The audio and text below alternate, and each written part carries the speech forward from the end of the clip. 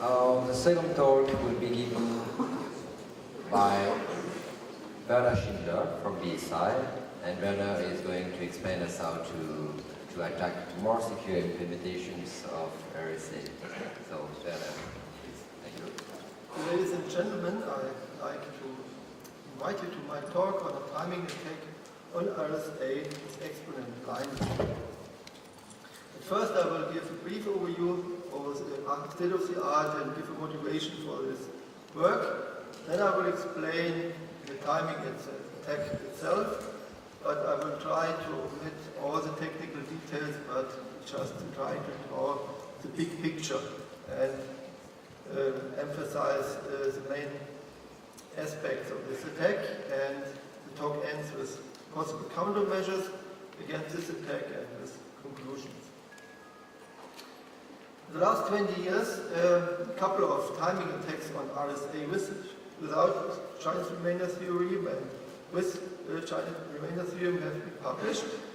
The most important, certainly the first one from Paul Kocher in 1996. This was a pioneer work, and I think it was a milestone in side channel analysis. But a few other research work followed on timing attacks. I'd like to point out that it is techniques for RSA without CRT and with CRT are quite different. But these attacks have one thing in common. They only work against unprotected implementation. And this is, of course, a problem for an attacker, but it sounds very well for designers. And of course, designers are very interested in the question, how strong are algorithmic countermeasures? Above all, blinding techniques. And this is crucial for any kind of security evaluation in the context of side channel analysis. How effective are blinding techniques against side channel attacks? And it's not further surprising that these blinding techniques have been subject to many research work. There was one attack on RSA with face blinding, with an iCache attack, and in the last few years several papers have considered the question how strong is exponent blinding or scalar blinding ECC in the context of power analysis. Is it possible to combine information on the particular gain from the particular traces? The answer is in principle yes, and the papers explain under which circumstances and which circumstances this is possible. But it has been widely assumed that these blinding techniques would prevent any kind of timing attack. And I also believed it, and then I tried to prove it, or to at least give evidence that this is true. But then I failed with this positive proof, but I found an attack, and I will explain this attack in the following. This is a story that I wanted to show that exponent blinding prevents any kind of pure timing attack. Additive exponent blinding looks like that. In a nutshell, we have a modulus n is the product of two primes. D denotes the prime exponent as usual. D index I is just the modular reduction of D modulo pi minus 1 for I equals 1 or 2. And Rij is a random number with EB bits, and J indicates that the J is blinding factor for exponentiation with modulo P. That means for each exponentiation, you get new blinding factors, and that's the idea. You just all exponents with which you calculate, these are here in blue, are different for each exponentiation. And this is the main idea of exponent blinding. It shall prevent attacks that focus on particular exponent bits. That's simplified speaking the idea. In many exponentiation algorithms, a Montgomery multiplication algorithm is used. I just focus on the relevant part for us. The input, let's say if M is a modulus, and the input values A and B, Montgomery outputs the product A times B times R to the power of minus 1 modulo M. And R is the Montgomery constant, it's the power of 2, which is larger than the modulus. Here we see the Montgomery algorithm, but for us, line 3 is relevant. There's a conditional subtraction, the so-called extra reduction. That means after step 2, the intermediate value is already correct, modulo M, but it may assume a value between 0 and 2M. If it is larger than M, just reduce modulo M. This is the story, and this is the extra reduction. And this causes time differences. This is I would say a gift to all attackers, but a nightmare to all designers. And this has been the reason for many, many successful attacks. This pseudo-algorithm explains the situation as a scenario we are going to attack. Y is the exponent, and Y1 is the exponent reduced modulo P1, and D1 is also the reduction from D. Modulo P minus 1, and then the next step is to blind the exponent, and the third step is the modular exponentiation modulo P1. This is also done modulo P2, and then both results are combined. For instance, this Garner's algorithm. This is just a Chinese Romanian theorem. It's important to notice that Montgomery multiplication is used. The exponential algorithm is not so relevant for the moment. The attack was against all of them.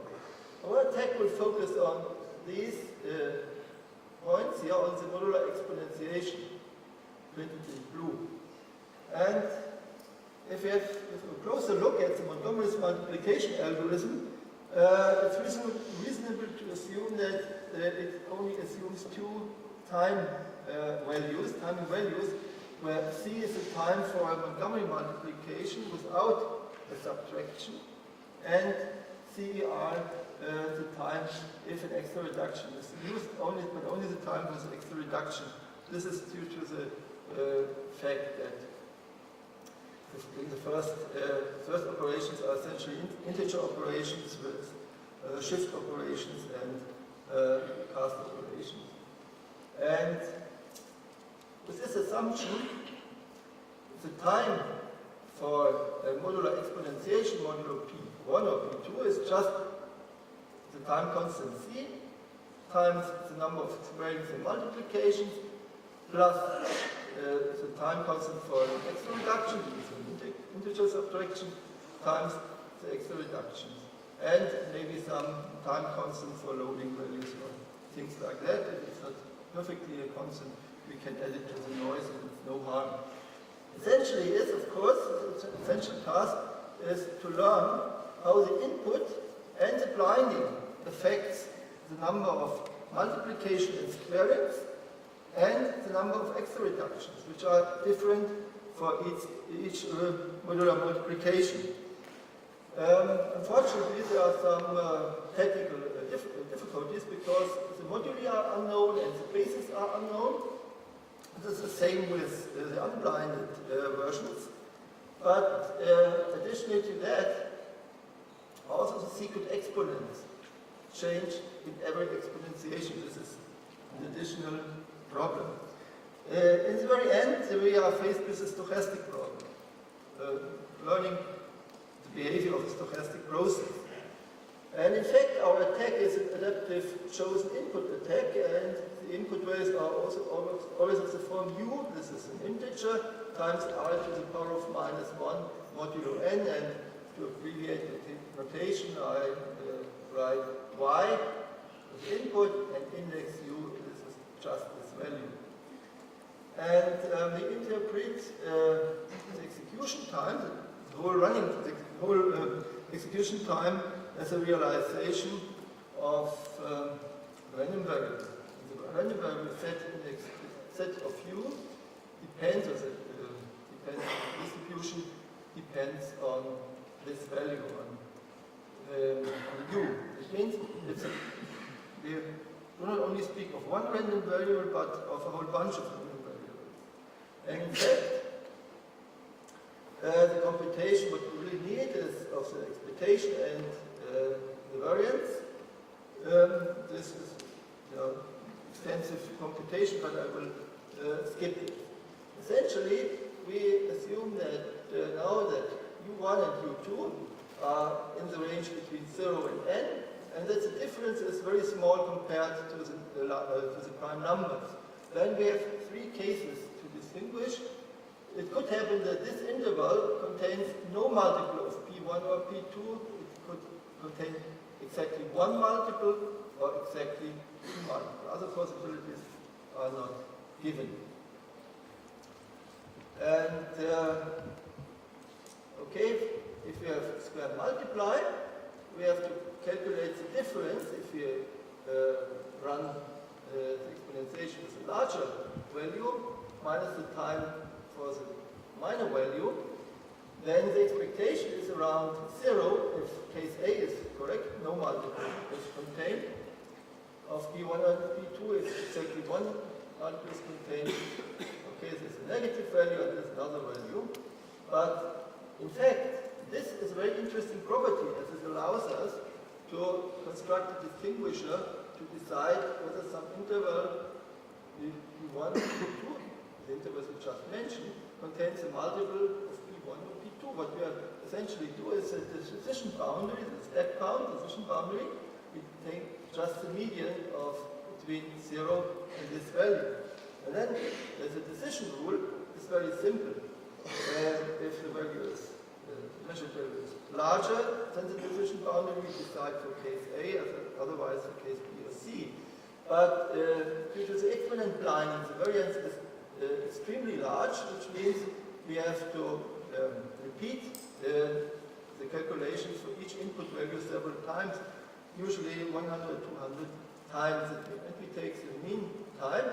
This is due to the exponent blinding. That means the individual times are very different, but of course, due to the law of large numbers, they converge, the mean time converges against the expectation. Now, how does the attack work? Very simple. We begin with our first value. U1 is just the square root of n. That means the larger prime, we call it P2, is a little bit larger than, well, certainly larger than U1. That means we form an interval. U2 is just U1 plus some value, let's say, 2 to the power of minus 6 times r, which is a Montgomery constant. It's actually maybe a 46th part of p, around about that. And then we apply our decision rule. We make measurements, apply our decision rule, and okay, but if we decide there's no multiple of P1 or P2, which in this case means P2 is not contained, then we take the next interval and the next until we are successful. And if the distinguisher says, okay, in this interval, P2 is contained, then phase 1 stops, and our status is the interval U1, U2 contains P2, the wanted is a search prime number. Unfortunately, it's very, very large, this interval. But now we are on the right track. What we first do, we adjust the decision boundary because we have more precise information on P2. It's definitely in this interval. And then we bisect the interval. We decide is P2 in the right or in the left half. And we continue with that half where P2 is contained, and we divide by 2 and we make it smaller and smaller and smaller until we have a little bit more than half of the upper bits of P2. If this is the case, phase 2 is over, and our work essentially has been done because then an algorithm from Coppersmith applies and we may determine P1 and P2, just an integer problem of a bivariate polynomial zero set problem. Before I come to experimental results, I'd like to point to some interesting aspects of this attack. For instance, let's say if the blinding is very short compared to R, that means, let's say, 46-bit blinding and 1024-bit primes. This is certainly fulfilled, and we assume for the moment that we have no additional noise. Then the overall number of timing measurements is nearly independent of the RSA modulus. This is very interesting, but it's easy to explain because each decision becomes easier because we have more multiplications. That means the decision boundary move become larger, but we have to make more decisions. This is the drawback, but in the very end, it does not really depend on the question whether it's 1024 bits RSA or 2048 or 4096. And another interesting aspect is the ratio. The number of timing measurements increase with this ratio. That means if CR by C gets half of the value, we need about 4 times the number of measurements. And we have the first experimental results. They were done by simulation. Simulation is very easy with Montgomery multiplication because the question whether an X reduction occurs or not does not depend on the implementation, but only on the modulus, on the Montgomery constant, and the values A and B. That means it's perfect for a simulation. It corresponds to perfect measurements. If you have some more noise, certainly will a little bit increase. In this table, I focused on 512-bit primes with 64-bit exponentiation, and the ratios between the X reduction to the time for Montgomery without X reduction is given here. And you see if P1 by R and P2 by R are identical, which is the case here, you need about 140,000, rounded to thousands, and if you would half this value, you would be on 440,000. We would expect 560,000, but this is not really serious. And you may also compare these values to that, and you see that the success rate is close to 100%. And we have made some further experiments with larger primes, also with 168 and 1024-bit primes, and as predicted, if you use the same parameter set apart from the modulus length, you'll see that the number of timing measurements are nearly the same. This also confirms the second prediction. Now, what I did is simulations were done with square multiply. The question, of course, is does it also work against table-based exponentiations? The answer is yes, but the efficiency goes down because the signal-to-noise ratio drops down. The useful operations for our attack become less. And in this table, I give cost values, which means I calculate the number of timing measurements for fixed windows and sliding windows compared to the number of timing measurements needed for the square and multiply case. For instance, for 2-bit windows in the fixed exponent exponentiation, it means 16 times the number of values we needed for square and multiply, and here we need about 190. It means if we needed 500,000 traces and half a time measurements for square and multiply, it costs about 95 million for 5-bit fixed exponentiation. Fortunately, there countermeasures exist and they are well known. I prefer the idea of Colin Walter from 2002, namely if the Montgomery constant is not only larger than P1 and P2, but it's larger than 4 times these values, one may entirely resign on extra reduction, and this is the most rigorous countermeasure you can imagine, because it definitely prevents any kind of timing attack, and this was selected also for OpenSSL as responsible iCaching. And the other possibility would be combined exponent lining with edge lining. I have no clear proof, but at least I have no idea. It seems to prevent at least this timing attack. Interesting may be the fact that enlarging, increasing the lining factors does not prevent our attack. And finally, I'd like to come to the conclusion. What have we seen? It has been assumed that exclusive exponent lining would prevent any timing attack on RSA. The paper, the talk, shows that this is not the case, at least not in general. And in the presence of moderate noise, this attack is certainly practical against grand multiplier exponentiation. We may also apply it to table-based exponentiation, but then the question is how long we view it as applicable, but this certainly depends on the concrete attack scenario. And the good news for all designers, there are effective countermeasures. Thank you for your kind attention.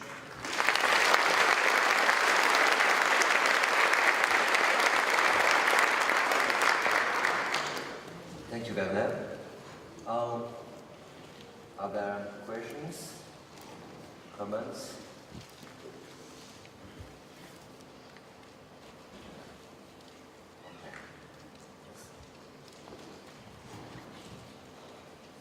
Thank you for your... Maybe another microphone? Thanks for your talk. I have a question regarding the if there is a variable interval clock. So, in your opinion, is it still applicable? Excuse me, I do not understand. Because normally for the smart cards or IC products, most of them use a variable interval clock. Mm-hmm. So I suppose the time noise is very significant in this scenario. Okay, you address the question of additional noise. Yes. Okay. The situation is the following. The number of measurements depends on the variance of the differences. The timing for, if you input U1, y1 minus that from U2. That means the difference of first of all, the difference of mean values, but the number of timing measurements depends on the variance thereof. And the variance is just the sum between, I would call it algorithmic noise caused by the exponent lining plus additional noise. And both types of noise are equal. That means if you get, for instance, if your algorithmic noise is as large as the additional noise, you need about twice as many timing measurements. Of course, if your additional noise is gigantic, the attack will practically fail. This just depends on the size of the noise. Thank you very much. But I could say that, for instance, if I compared with the attacks on OpenSSL, for instance, in the unprotected case, then sometimes 50,000 traces were enough. In that case, you could say, okay, the algorithmic noise is nearly zero because there is no blinding. But this shows that, at least in these applications, the additional noise is smaller than the noise caused by the exponent blinding. That means it should, at least in that scenarios, remain in the same order of magnitude. But essentially, it's a question of noise. Thanks. Thank you. Maybe just a very short question. Do you think that the the timing issue timing issue, yes, you are using for your attack could be exploitable by techniques like those presented by speakers of the previous talk. Excuse me? Do you think that we could combine the timing issue you are exploiting in your work with the techniques used by the speakers of the previous talk? Maybe we should discuss about it in the break. I think it's an interesting idea, but I have not considered the problem yet. Maybe a good work for next chess. Maybe the next research work. Thank you, thanks.